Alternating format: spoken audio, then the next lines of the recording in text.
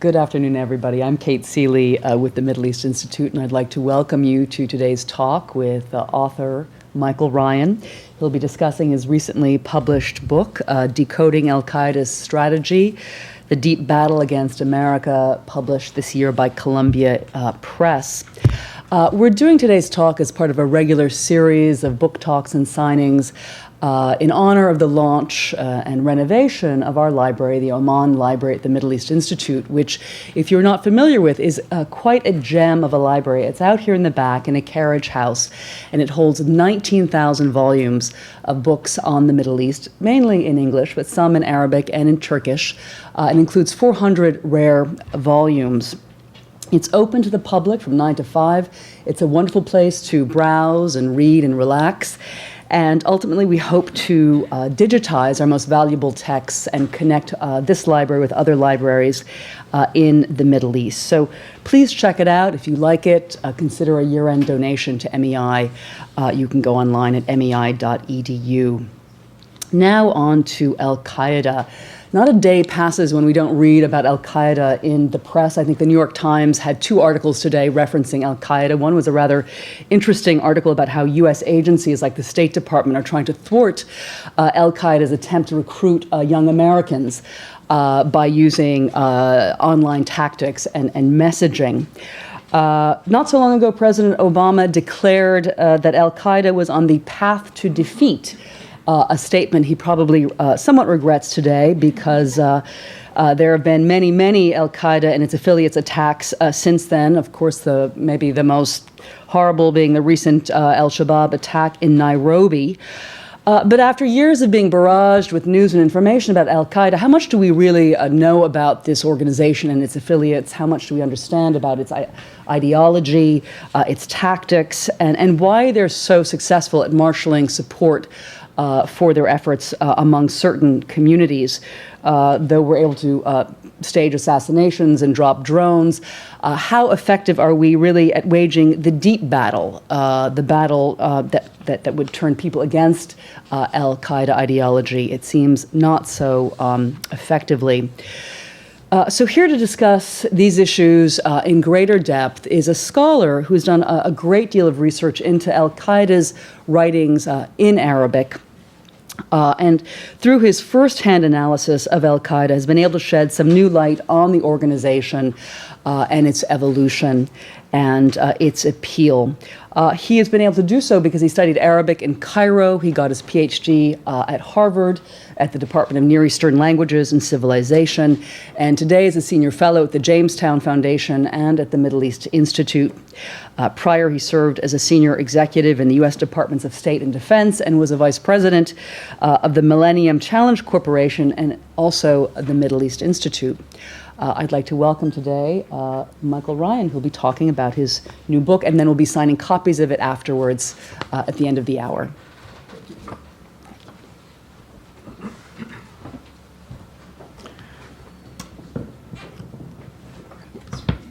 Yeah, sure. Well, first of all, thank you so much for coming. When you write a book,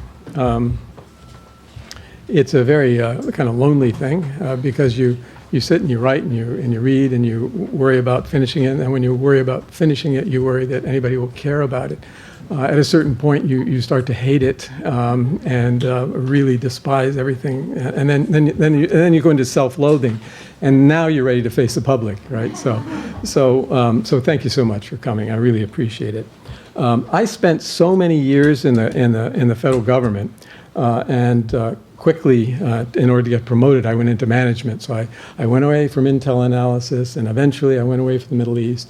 And when 9/11 rolled around, I had been working, and I was in EPA of all places, which is a wonderful place to work, and had to deal with it.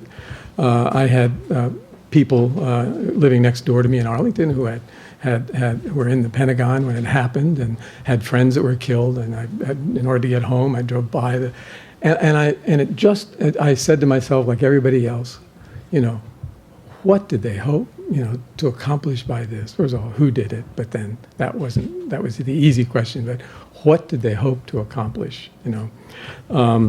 And I knew that I didn't have any of the answers, and I started reading it and realized that I'd missed a couple of beats in the Middle East by my association with counter-narcotics, where I learned all about the FARC and things like that, and even the environment in the United States. And with Millennium Challenge Corporation, mostly we did very poor countries in Africa. So I said, I really feel I need to find out, just because I was so consumed with curiosity. Well, my association with MEI allowed me all these wonderful research interns, and talking to them from many different countries, from many different walks of life. And I finally came across several documents that struck me, as they had struck others, as being extremely strange. They were written by Al-Qaeda or an Al-Qaeda operative, and they didn't seem very religious. They were very secular. They were very rational. They seemed very modern, outside of the occasional ancient reference. And they told a story that was very different than the story that you hear.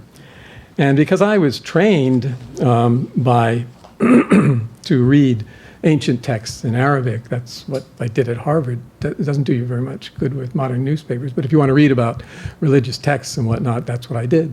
And furthermore, I was trained in a specific way, following a gentleman who's who is now, two gentlemen who are now both passed away. One was Leo Strauss, who basically wrote Persecution and the Art of Writing, and wrote how you read texts to try to get people who are writing in a deliberately fugitive way, and how you go about that. My advisor at Harvard, now Leo Strauss was a German Jew and a Zionist, and was in a Jewish school of philosophy when he had to flee the Holocaust, and set up in the University of Chicago. My professor, Mohsen Mahdi, was Iraqi Muslim, and he was like one of Strauss's favorite students, and they were very close. And so this kind of approach sort of transcends differences in cultures and differences. It's a rational approach that tries to see how people reveal themselves or conceal themselves in documents meant to be effective. And there's a number of simple tricks that Strauss taught and my professor taught.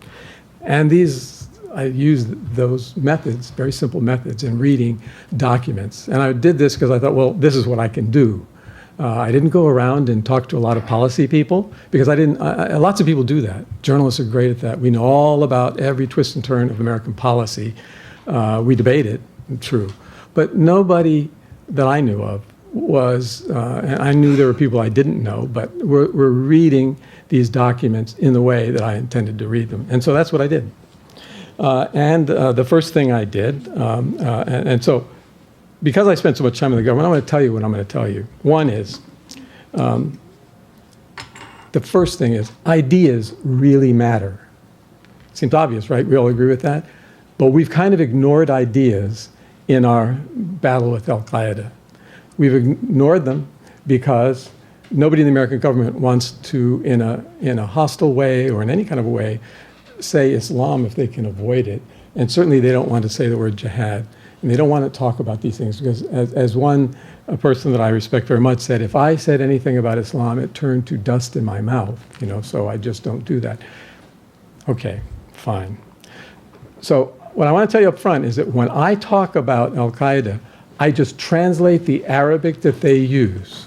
So if I'm talking about the jihadist movement, it's not because I have come with an analytical lens that said these guys are jihadists. No, I'm just, and if we have enough time, I'll read you some from the book. It's just simply the translation. Harakat al-Jihadiyya, the jihadist movement. So if they say they're the vanguard of the jihadist movement, that's what it is. Oh, and vanguard, another key. That's an odd thing, isn't it? Because it seems to come from communist ideology. Well, and there's a reason for that. I'm going to talk about that. So ideas really matter. And there's two aspects to the war that we are in with Al-Qaeda. Whether we think we're in a war with Al-Qaeda, they're in a war with us. And the two aspects are, one of the part of my title, the deep battle. The deep battle is the ideological battle. It's the battle we have not engaged. Now, if the State Department or anybody else uses sort of intel, psychological warfare methods or information warfare methods, that's all fine and good, but it's not what I'm talking about. I'm talking about ideas, not spoofing jihadist websites, with bogus things and making them wonder, that's fine. I mean, you can do that. But that's part of the close battle. That's not part of the deep battle. The deep battle is what we did in the Cold War, where we said we have an alternate model, and it's a good model. Now, I don't present that good model. I give some aspects of it because other people are better suited than I am to talk about that. But the other thing is primary sources count. And I've been peer-reviewed to death on this stuff because most people don't think that what I'm doing originally was very important, frankly, because it doesn't help you catch anybody. It doesn't help you kill anybody. What it does is it helps you drain the swamp of recruits because you have ideas out there that are more compelling than the ideas that the guys that are fighting us have out there. So primary sources count, not the propaganda sources, because there's lots of things. Bin Laden put things all out. It's all part of the underlying strategy. So the primary sources are used, the books where they write these very rational, footnoted, vetted, peer-reviewed books by very intelligent men who study history and study us, read our defense budget, read our press, read our books. And one of the books that they read, and so, I'm sorry, these primary sources get turned into training tapes, into manuals, into speeches, into courses in little wadis, dry wadis in Saudi Arabia during the jihad there, and they train recruits to come in on the big picture of what they're trying to do. And several of these documents are like that, written for a specific jihad. Other documents, slightly different. The other thing is that the most useful book to understand what Al-Qaeda is trying to do, and I'm not talking about anything in this case having to do with Islam or Muslims. It's called The War of the Flea. It was written in 1965 by a leftist journalist, Robert Tabor, who was the only guy, and certainly the first guy, to interview Castro in the field. So why did I get this? Well, because I kept finding in the primary sources references to the Mao statement of the War of the Flea. The War of the Flea being, kind of goes like this. The dog has a flea, and it bothers him. And the flea is very small and weak. And the dog is very strong and powerful. Well, the dog scratches the flea and creates a wound. The flea jumps off the dog. He doesn't fight back. He disappears. Then some more friends join him, and they fight the dog. The dog infects himself, gets weakened, and dies and destroys himself. This thing gets explained in Arabic by the guy who led the jihad in Saudi Arabia in his book, Practical Course for Guerrilla Warfare in Arabic, and what it means. I just thought, well, my goodness. I couldn't find the War of the Flea anywhere. And I kept Googling it in Arabic and using Yamli and all the things that you use to try to find things. And then I was watching a video a YouTube video put out by Yemen, that Al-Qaeda in Yemen, I should say, that had in English subtitle, The War of the Oppressed. Well, that's a very leftist sounding thing, The War of the Oppressed, with all kinds of resistance words. So I looked to see, Googling that, and I got led to this document, which is Harb al-Musta'adafina, the War of the Oppressed. But it's 10th form, students of Arabic root word that means, it comes from da'if, to be weak, but those who seem to be weak but really aren't. And this, when after Al-Qaeda, after 9/11, the first thing that most people thought in the Middle East was these guys are crazy. The United States is going to come after them, hammer and tongs. We don't want to be any place near them. And so, and so Ayman Zawahiri had been working on a book called Nights Under the Prophet's Banner, which is a book really about Egypt, but he has a small section in it called The Future of the Jihadist Movement. It's like about 20 pages, depending on the version you have, about 20 pages in Arabic. And in it, he lays out the various ideas of what we need to do in order to defeat these guys. And the people who came after him, and he thought he was going to be dead, because he was on the lam, he was running from the United States. And most of these things that I read were written by people on the run. Sometimes they say, we're sorry we didn't have this checked by others, so there may be mistakes, apologize. Sometimes they say, I had this sheikh's notes, and I noticed he made some mistakes, and so I've tried to correct them in this thing. Some say, I wrote this in 8 days because I had to leave the safe house. You know, it's that kind of thing. So he thought he was going to die, and this was going to be his legacy to Egyptian jihadists, but also the jihadist movement. And so all these writers that came after Zawahiri, who read guerrilla books when he was a youth, and he tells you about that ad nauseum in his books, and advised people on it. And it was really kind of steeped in this, not bin Laden, but Zawahiri was. And he basically had all these guys writing about General Giap's thoughts and quoting Giap, quoting Mao. I had to look Carlos Marirola, who's was a Brazilian Marxist leader, to find out what he did. Wildly unsuccessful, but he did urban guerrilla warfare. We had Che. Che was everybody's favorite because he was a romantic, the romantic hero that they wanted to sort of have in the minds of young men that they wanted to recruit. So basically, the War of the Flea, and the War of the Flea, which outside of its title is verbatim, very good verbatim translation of this English.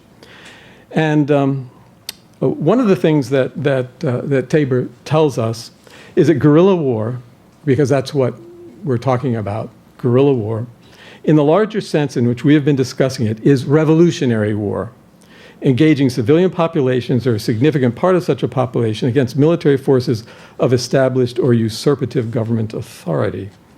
And then he talks about, and once you get into this, you see, if they talk, there'll be an aside. Abu Musab al-Suri would say, they talk about the climate of collapse. We talk about the climate for jihad.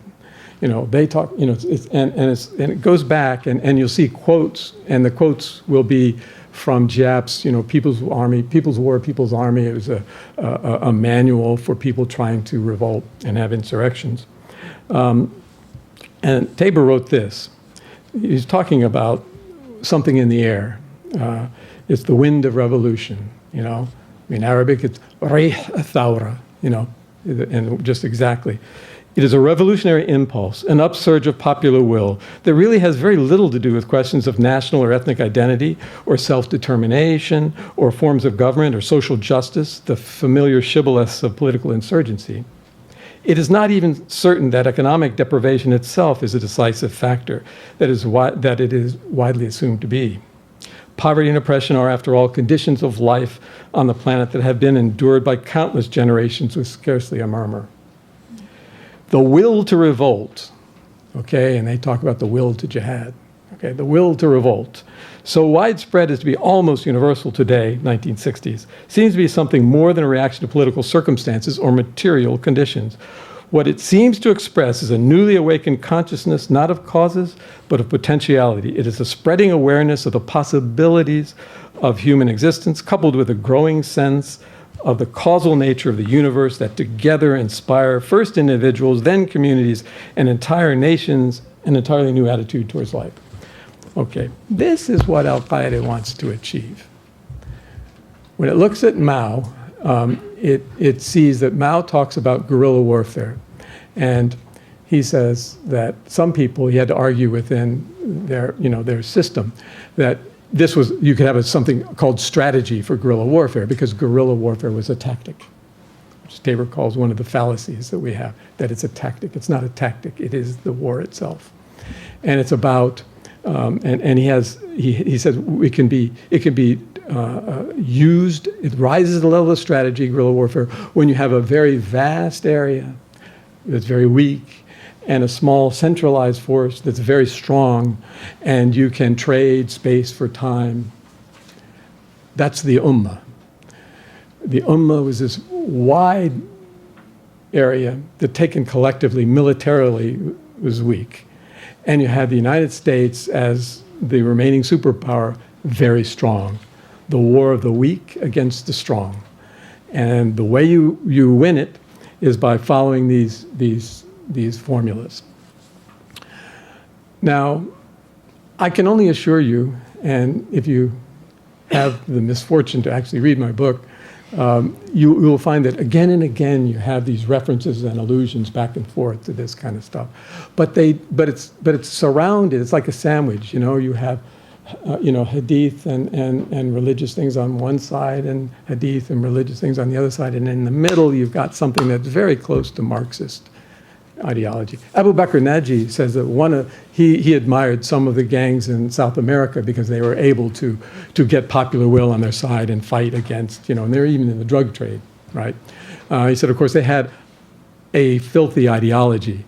Which didn't appeal to other people. So, of course, the drug lords could not win, but they are very effective and should be admired in that respect.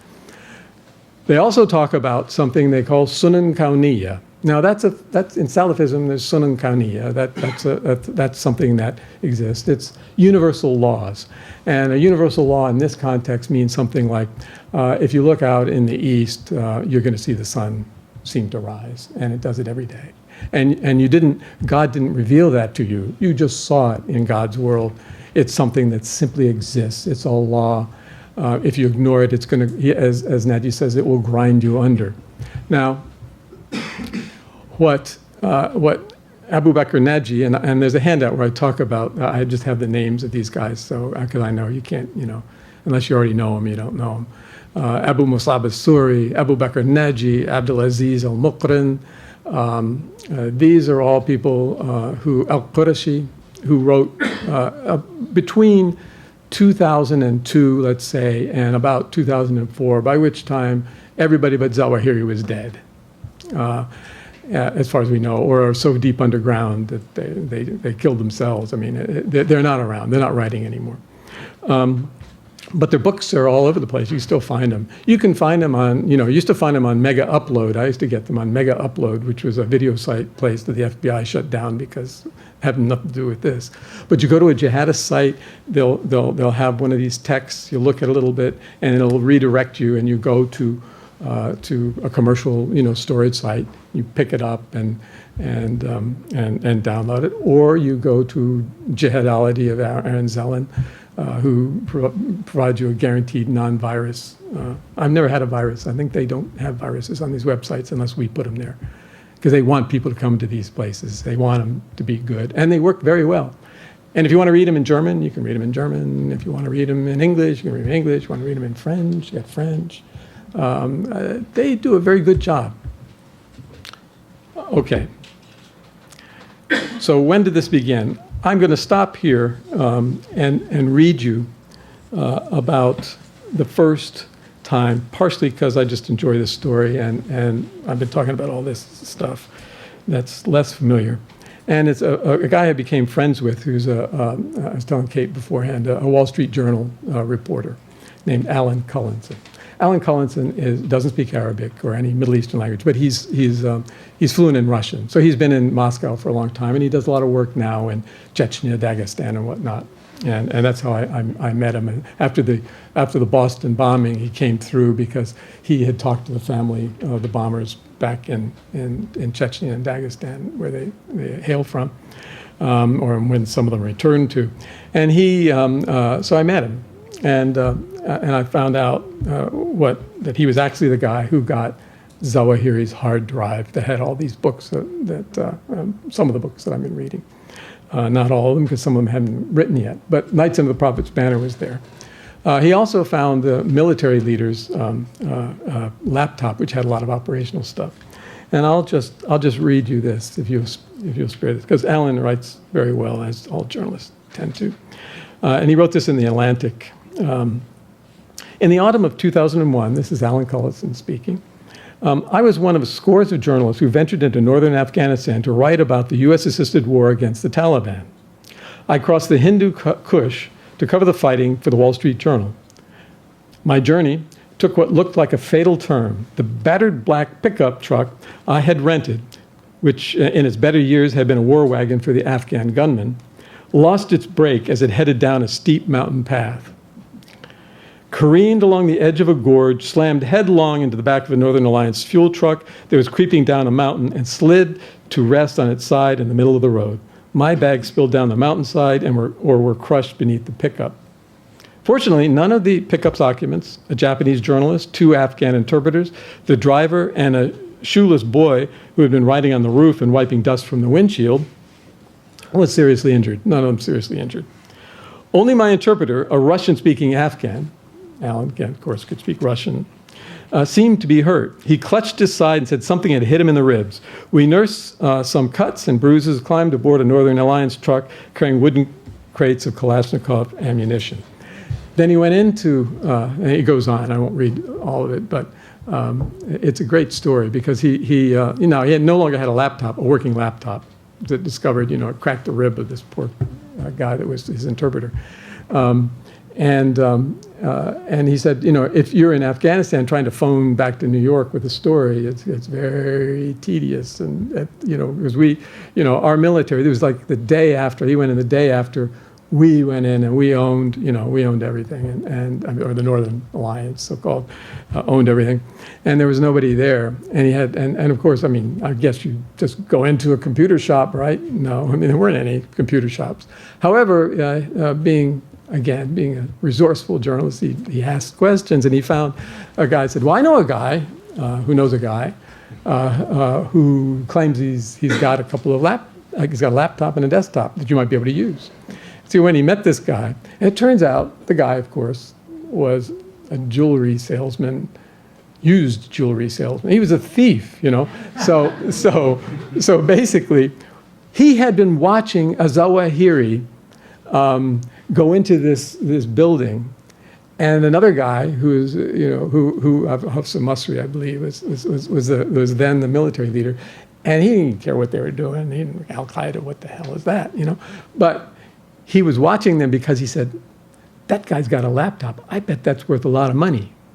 And after things got kind of thick, and the day before Al Qaeda fled from Kabul to Tora Bora, the day before, he's resourceful. He went in and he stole al-Zawahiri's desktop and the laptop. And it was all encrypted, but he thought, okay, well,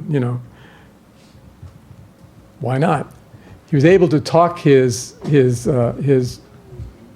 guy, what did the guy want to do? I'll just tell the story.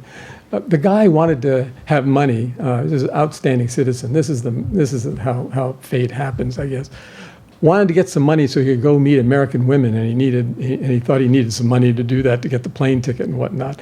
Not entirely sure how this guy thought he was going to get to the United States, and I don't think he ever did, but he got something like $11,000 for these 2 items, which I probably allowed him to buy whatever he wanted to buy at the time. But basically what the journalist said is that, well, you ought to tell the agency, tell the agency. And so they said, okay, they're going to take it away, aren't they? So he did. And some guy who was no doubt one fellow who seemed to be in charge, and 2 very large people that you didn't want to be in charge, he said, came and said, we understand you have some material, and said yes, and he gave it to him. And they promised to give it back, and they did in due time. They gave him, with some translations that Alan puts in here that are kind of interesting in the Atlantic article. And essentially, it had the first version of Knights Under the Prophet's Banner in it. It had a series. This is how we're here. It had a series of things on tradecraft that are very sophisticated, based on American manuals. So you knew there was some, and there was American military, ex-military, who was working with them, and they'd translated some of the manuals on interrogations and all kinds of everything you can imagine. And it's all very, because over here is nothing if not a nit, very neat. And it was all encrypted, but he managed to get it unencrypted. When they returned the laptop, it was wiped clean, and it was wiped clean because they said nothing was on it. But Alan, again, being a curious person, noticed that in New York, they were citing certain documents by this gentleman in Richard Reed, the shoe bombers case, that were undoubtedly taken from this laptop. And in fact, they showed that Reed had done some surveillance of Israeli consulates. This was the stuff that the unknown agency was interested in. In fact, Alan, again, went and confronted them and said, "I thought you said it was empty." And they said, "Well, it was. We had another one." Right, they had the second. Yeah, this is a kind of it's a long story, but it's you don't know where you're going to find this stuff. You find it in odd places. You find it on Mega Upload or in some, Kabul thief's, back room. But they had been thinking about this for a long time. This was not recent material. They had been thinking about it in the 90s, and they hadn't been thinking about it as a bunch of yahoos. They were very sophisticated about it. Now, they make horrible mistakes, and they have strategic flaws in their strategy, which I can tell you are pretty basic. They can never win. But what I argue in my book is that ideas matter. These materials are mostly hiding in plain sight. They're still being put out, not at the quality that these were. I mean, I watched to see if there's something new, something better. But when I look at what's going on in Yemen now, I can tell you, I believe fervently that the strategy that they're using, some of the tactics, are based on what Abu Bakr Naji wrote.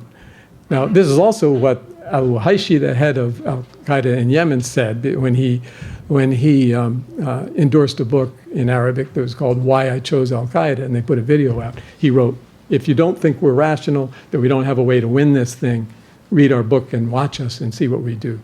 So I decided, watch what they do, read the books. If you look at Syria, again, the name of the book that Naji wrote was The Administration or Management, I translated as Administration of Savagery, Tawahush. Basically what they're saying is that we go into these areas where you have savage conditions.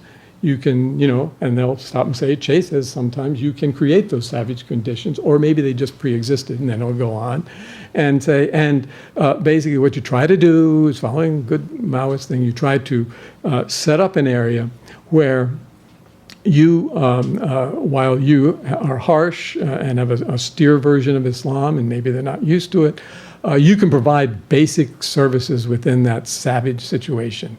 It may be nothing more than setting up a Sharia court. And we think of Sharia court and we think, well, it's for cutting off hands. But in these terms, it was like, in some places in Afghanistan and in some places in Pakistan, a couple of people have a dispute over land that was unresolved because nobody can go into those areas because it's so dangerous. And so nobody from a court had been there.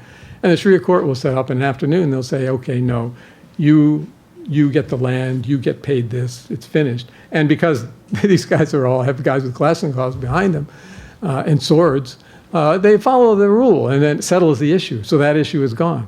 And sometimes the people are so traumatized by the fighting, they're happy even if they come in. And we've seen that in Syria. There are places where they, if you read carefully some of the battles where people hate the Syrian armed forces, but they're happy to have them there because that meant the bombs stopped, the guns stopped for a period of time, and that gave them a basis. So managing savagery, little things, doing small things, consolidating your role, setting up a something. He imagines, and this gets to today, he imagines that you're going to be in a situation in which people are going to have different areas of savagery. They're as though they're, without having communists doing it in a coordinated way, you have liberated zones. So the government forces are not there anymore. You've got very basic situation, and you're running it. And you have people over here who's got one, but they're not necessarily in the jihadist vanguard. You've got to figure out how to cooperate with them. Or they're in the jihadist vanguard, but in a group that you're competing with, because that happens a lot. So you try to work out modes of cooperation, and then you meld them and you make a larger place. And the idea is eventually it's the reverse ink spot. Our counterinsurgency doctrine, which is a magnificent doctrine, which unfortunately doesn't work. Basically, it's the opposite of that. And Mao, of course, talks about being a spot and growing places. None of this is new. You can see that in Syria, big time. You can see it in North Africa. You can also see that Nagy and Qureshi talk about how this is not just all guerrilla warfare has three stages, 1, 2, 3. And Qureshi says, except in real life, it never happens that way. And he goes over the history and he says, it only happened here, there, and other places. But never mind, we're gonna go through this. And the stages, I won't go through that because I'm sure you're not interested unless somebody asks. But the idea is that they're always fractious, these groups in the jihadist movement. They're always competing, so far. And we interpret that as that they're weak. When they're weak, they're the most dangerous. Because the one thing, that at the time that we were going in, right before 9/11, Al-Qaeda is always weak. It's always been small. It's not big. There aren't many people in it. There never have been. It goes a little bit bigger. It's not like the Muslim Brotherhood where, and they're much smaller than they have as thing. It's a small group, and they don't trust people. And there's some academic work showing that they have to keep their numbers small for all kinds of reasons, but there's a lot of literature on this, and they've done it. They think that there are going to be groups in this area of savagery. Just think northern Syria right now, northern central Syria. And they move in, and while nobody really likes them, if they get there and they set up one of these things successfully, it's better than what went before. And that's all they need. Their problem is that, and all the literature, the Al-Qaeda literature says, don't put in, harsh Sharia law too quickly because the people aren't used to it, you'll lose them. And, half of them do it every time. It's like, like clockwork. And if we're going to engage in this deep battle, the press, it's very hard for the press in Syria because they don't have access, but the press, more than the US government, and common sort of thing, has to get into talking about sort of the realities, and you can find it in their literature because they talk about history, they talk about their goals and their means, all of that. You can talk about it. It has nothing to do with Islam. As Nagy said, the way to establish a state is the same for a secular state as for a Sharia state. It's the same because it's a universal law. You got to follow these things. You got to learn the political game. You've got to learn how to use the press. You've got to learn all the things that they do, we've got to do. And a lot of these things mean they're contradicting what they say they're for. All this can be used against them.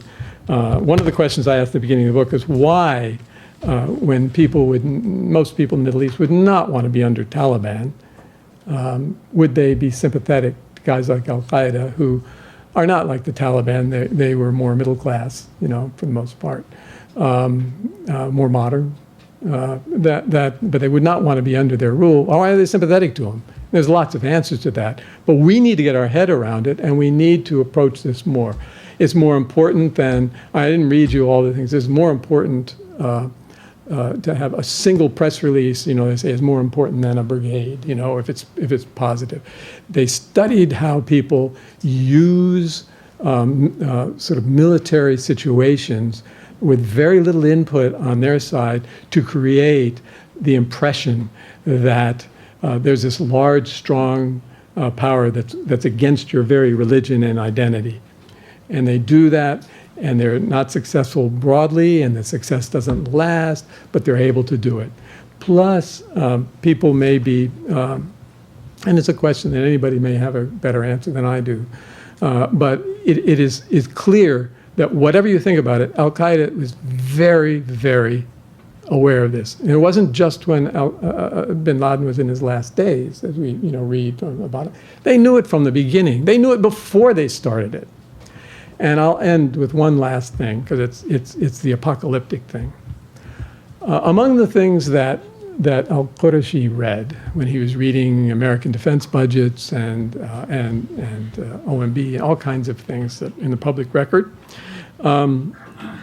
and I guess the War of the Flea, because I don't think he couldn't have read Chinese and Vietnamese, and I just don't believe it. So I think he probably cribbed from this.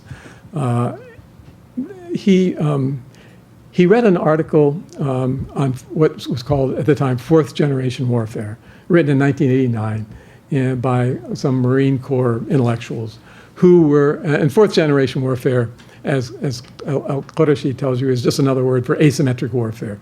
But these guys said that the battlefield of the future in 1989 is going to be not the battle of the previous major military stages. It's going to be not, sort of masked men against masked men. It's not going to be maneuver warfare. It's going to be borderless, frontless guerrilla war that's basically could very well be from a stateless organization. Basically, Al-Qaeda said, that's us. That's what we should be. This article was found in Tora Bora, I understand, and it was read, and of course it's referred to in the books that and analyzed. One of the tenets of fourth generation warfare, call it asymmetrical warfare, call it guerrilla warfare, in a technological age, was that a small number of men or women with high-tech weapons can produce effects that are much larger than one could expect. I mean, it's the basis for suicide bombing. As over here he says, it's just cost-effective for us. We kill one or two people and we get a bunch of them, but the main thing is we get this big political blowback. And they analyze how, the bad reputation you get from something like this, how it doesn't matter because what you're trying to do is impress people that A, you exist, that you're alive, that you survive, because to be a guerrilla, to survive is to win, because it's a long war. It's a harb tawil. We call it the long war, they call it the long war. The only thing is they don't have any alternatives. They're not going any place. It's going to take a long time. But as we consider various options for what we call kinetic operations in military parlance, which is the close battle, I think we need to start talking about the deep battle. And in order to do the deep battle, we also have to look at ourselves and be self-critical, because it's not what you say, but it's what is obviously true. If the Muslim population of the United States is doing better and is freer to practice its religion in the United States than it is in any traditional Muslim land, which I think is true, and there are people willing to say that, that's a good message. If our system is good for any kind of religion, the thing they don't like is it's tolerant, then that's a good message. There are many good messages. The fact that Al-Qaeda and the jihadist movement have killed more Muslims by orders of 10 than they have Westerners, that happens to be a true statement. And I've seen it in Der Spiegel. But I haven't seen too much of that here in the United States. I mean, official documents, for specialists come out and say this, and people track it. But I'm talking about just the press talking about it all the time. I better stop. I can see that Kate is getting nervous. I haven't left enough questions, but I'm ready to answer any questions or obfuscate any issue. Great. Thank you very much, Mike. That was a fascinating discussion. Let's start with Charlie Kestenbaum, thank you very much. Hi. A very informative comment and a question. The comment was, it's a good thing they found that computer because it had a plot to kidnap me on it. Oh, yeah? Yeah. But That was the laptop. Yeah. Yeah, right. The one they I was at wiped. the American Embassy in Riyadh at the time. Okay. The question for you is, how do they define victory? Actually, they define victory, and they say it's not going to be long. But victory is it's the cliche. It's reestablishing the caliphate, unifying the what they call the ummah, which doesn't really exist, but it's a virtual ummah. And then at that stage, I think it turns to dawah, to proselytizing and spreading Islam. But I really think for Bin Laden, if you step away from the documents, for Bin Laden it was setting up a true state in Saudi Arabia, because at the basis of a lot of their propaganda, of course, was the holy places, the three holy places, the two in Saudi Arabia and Jerusalem. And for Zawahiri, hearkening back to after the fall of the Ottoman Caliphate, which Said Qutb didn't even recognize if you read him carefully, a lot of Egyptians thought it should be here. Why not in Cairo? Because it's the center. So they may have different views, but they knew they weren't going to get there very anytime soon. So just like governance, you say, how did they expect to govern? Well, management of savagery is about as far as it got.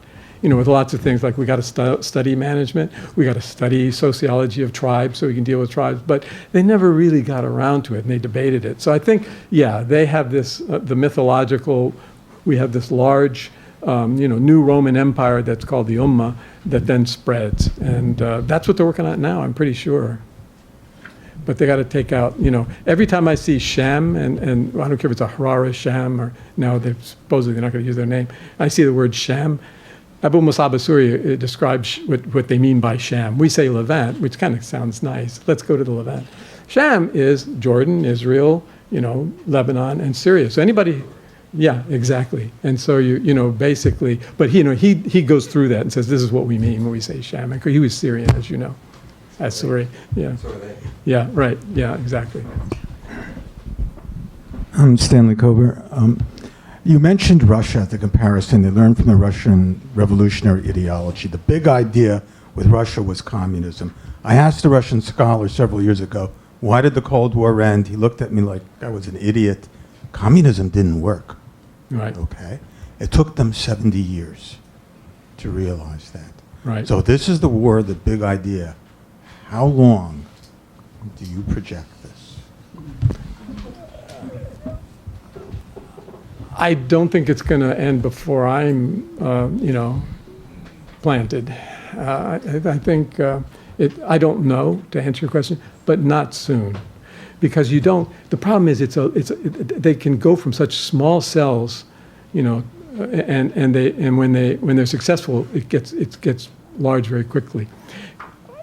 When we solve the problem of underemployment and I'm not talking about economics, I'm talking about having young men have something to do in the Middle East, underemployment and unemployment. When we solve that, then this will go away. And I'm not talking about people who want to fight because they don't have anything else to do. Al-Qaeda used to pay pretty good wages, and they're very, so you get these guys, you recruit them.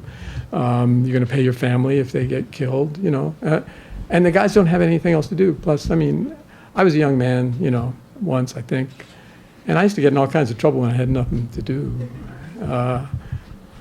Wouldn't admit to it, but it's just a fact. So that's the problem. That's why it's so huge. It's huge. And what I find fascinating, I worked for Millennium Challenge Corporation. I worked, funding AID and others, at various times. And I remember reading and this is part of the deep battle.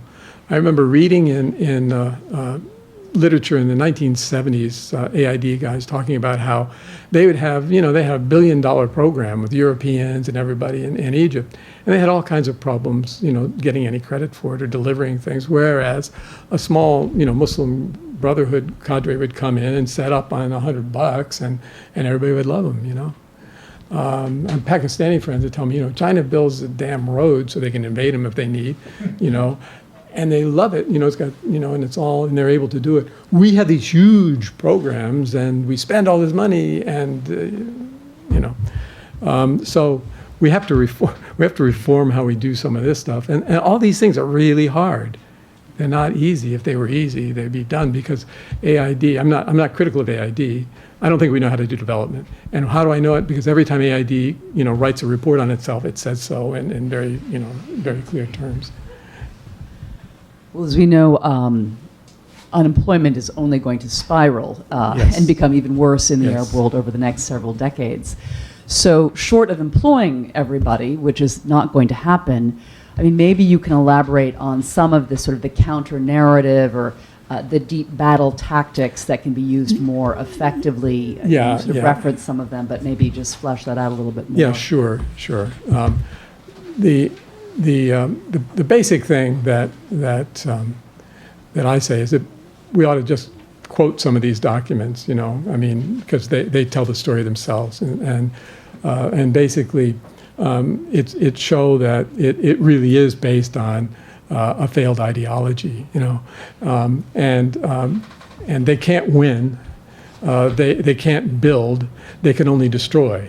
So what you have is basic, and I've heard, you know, I've heard Middle Easterners talk about this as a nihilistic, or if you prefer, a nihilistic approach to governance. You know, I mean, it's all negative. There's nothing. There's no, and saying, you know, whether it's, you know, manly marua, pride in the Arab warrior, you know, with the galloping horses and the swords, or it's, you know, that's just to appeal to teenage guys. You know. The other thing is, I mean, I don't know why we don't quote, you know, Al-Qaeda put out a manual, well, a magazine that had an article that was trying to refute leaderless jihad, the book Leaderless Jihad. And they refuted it by admitting a lot of what the author said was true, you know, that, yeah, most of our recruits are not very religious. Yeah, they don't know very much about Islam, and, you know, but that's perfect, because they would have learned from the rotten, dirty sheikhs who you know, and now they can learn from us. The only problem is they don't have too many of them. They're getting more, and that worries me. And they're fractious. So that's the biggest thing. One, this is not Islam. This is basically Cold War revisited, where they're and Harakat Jihadiyya is not the same as jihad. Our government should never say that, but I mean, I think scholars and others should say it. It's different, and it's based on a faulty document that was picked up by, you know, in a Saudi sheikh. I was talking to a gentleman I met before. You know, had a conference of very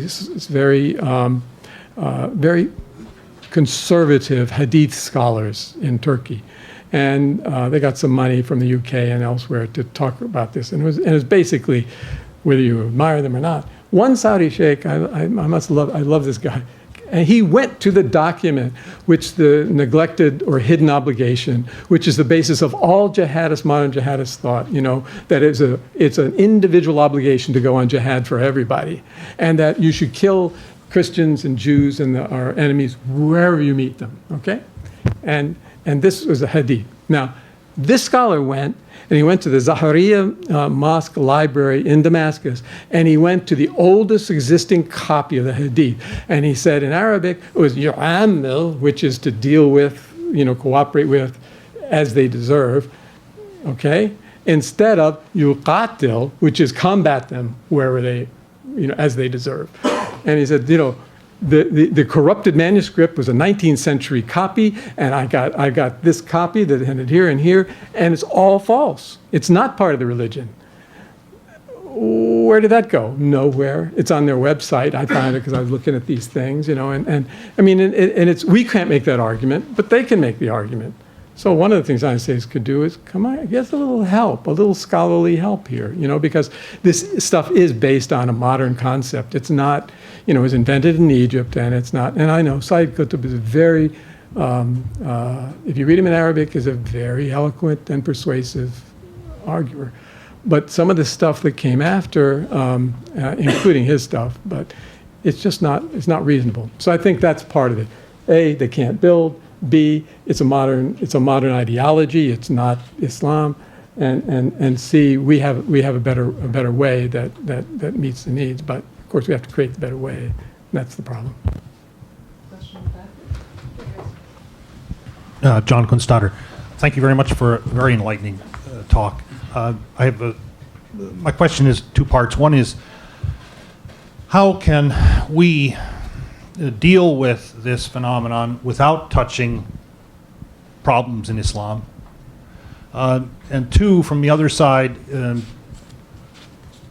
if this one sheikh made an interpretation and it wasn't picked up, how can we expect authoritative commentators, people with influence, to look not only at what Al-Qaeda is doing, but maybe at the Quran and the Hadith and say, you are misinterpreting it, and base any comment they make against terrorism on specific verses?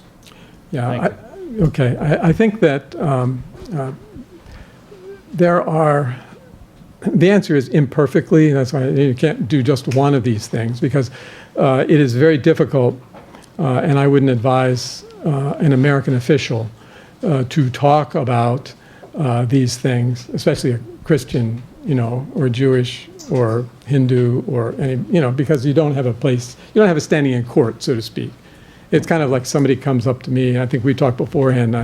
I was in Egypt in the 70s. I was a student and buying a ticket, and because at that time I could speak Egyptian colloquial well enough. The guy started and he had a little Muslim Brotherhood beard at that time. They've changed styles over time. You get holier according to fashion, but that time, it was very clear, and he was very stern and smiling, because the Prophet never smiled. I don't believe that, but he said, do you really believe that Jesus was the Son of God? This is kind of way. I mean, okay, I just wanted to buy a ticket, so I can go see these godless statues in the, in Luxor or wherever we were. But I engaged him because, he asked me a serious question. I didn't want to, And so I said, him being raised a Roman Catholic, and I thought, well, come on, guy, you can do this. And so I said, yes, I do. And I said, but I believe that Jesus was the Son of God, just as I believe you are. And he was like, damn, and I thought, can I have my change now? But it's very tricky on that basis. On the basis of what they're actually doing inside when they get one of these things. Luckily, they don't follow their own strategy. Okay, they don't follow their own strategy, and I'm not a pacifist. I mean, I'm for, we got to fight this battle of ideas, and you can't kill an idea unless you kill all the people, and I don't think we're going to do that. So, but I'm not a pacifist. I think there is a use for smart military power, and we should use it. But we need to use it, and that opens a whole other can of worms. But we should not allow people to establish, an Islamic emirate on the borders of Israel. Sorry, I just don't think so. And one of the things that we have to be able to say is, all this stuff about the weak against the strong. Well, and I won't use the term red lines, but there's certain things that we won't tolerate. And you won't beat us at that, because nobody's going to say that we can't come and destroy your thing. And this is a strategic flaw.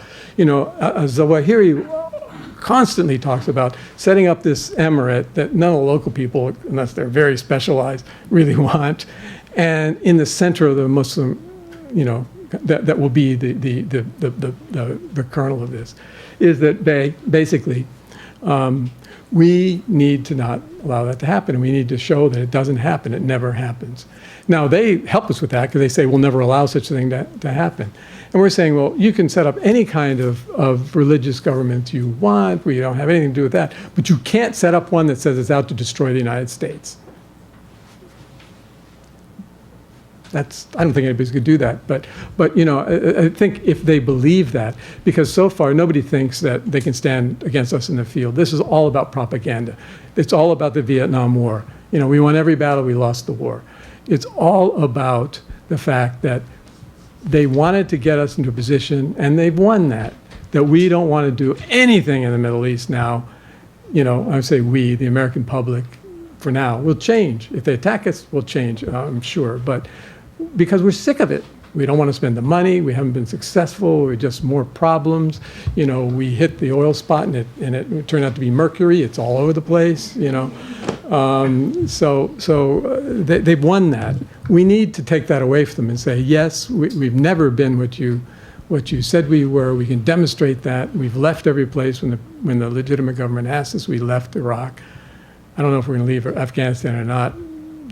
Probably not. I guess Karzai will at the last minute. But the point is that we, regardless, as I tell my friends who criticize me, telling me things that I already think about my own government, I will say we're a great self-correcting democracy. So whatever we have, today, if you don't like it tomorrow, it's going to be another flavor, and if it's good, it's probably going to be something you won't like next week. But I think that is not easy, but it just has to be engaged. It kind of hasn't been tried. And there are lots of, we have, the thing they're most worried about, Nagy calls the deceptive media halo, that we and the United States has a deceptive media halo. And that media halo presents us as good, loving justice, being for democracy, and we're not for any of that. We're just for self-interest and economy. We need to, gin up that deceptive media halo, and basically, I think the more programs we have to let international press in and visit, the United States and write about us, warts and all. We now restrict. I mean, if we don't like, State Department will restrict, or somebody will restrict their access to the center of the country. I think we shouldn't do that. I think we should let everybody in. Let them, yeah, we can watch them to make sure they're not setting up cells, but just let them in, let them see, let them write about us. And over time, I feel that the reality of the United States will be very attractive. Just despite what we might all think in our hearts when we're discouraged with the way things go in the United States. Relatively speaking, I love Egypt, and I enjoyed living there, and I love the Egyptians. I'd rather live in the United States, And I think a lot of people will think that they'll vote. And I think that this is not easy. None of these things are easy, which is why they haven't tried. But we just start by just discovering what Al-Qaeda is really all about, and not pretending that they're about to be gone because we destroyed, their 100-person cell, someplace, and because it's part of a mass social movement that's now in the Middle East and going strong. Well, I'm afraid we're out of time. For more of Mike Ryan, you can buy his book. We'll be starting a line along this corridor here. We'll take credit cards and cash and checks. And please join me in thanking Mr. Ryan. Thank you.